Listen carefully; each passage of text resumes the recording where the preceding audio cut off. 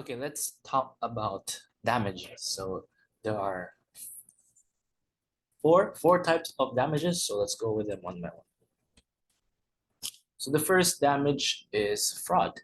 Now, if you watch Suits, you know that Mike Ross is a fraud. Why is he a fraud? It's because he knows that he is in violating the law, or because he is not a lawyer. He did not graduate from law school, and yet he went and worked at a law firm. So that is what a fraud is. You know you're doing it on purpose, that you're evading the law. You know it on purpose that you're evading your obligations. So when you do that in an intentional manner, you are a fraud. So we have this Latin way is called mora solvendi ex persona, which means default in personal obligations. Okay, so if you deliberately not fulfill an obligation, you are fraud. Okay, so next is mora accipiendi.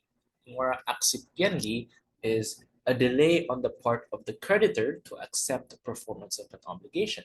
So what is this? A creditor is the one initiating the obligation. It is the active subject, the one receiving what is to be given, what is to be done, or what is to be not done. Now, let's say the person the person who has to fulfill it already did it, but the creditor did not accept it on time. So if the creditor did not accept it on time, it's called mora accipiendi, which is a delay.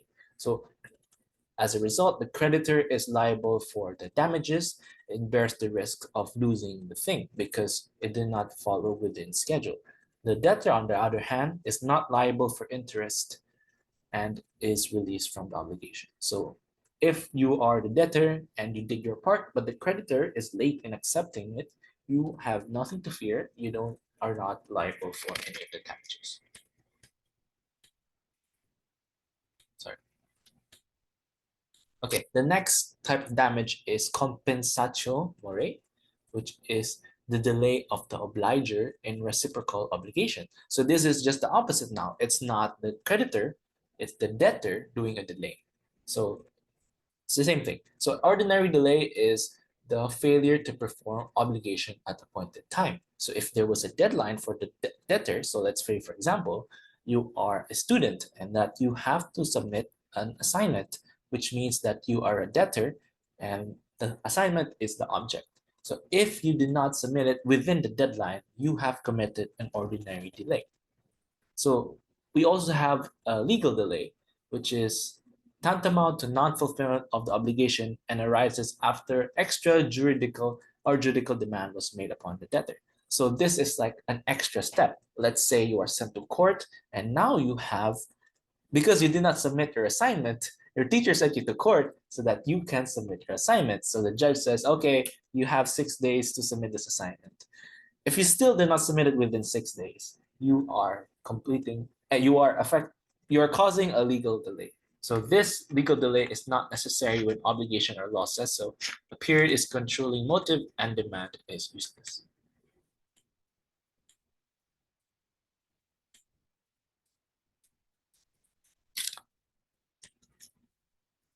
Lastly, it's not shown here, by the way, is compensatio more.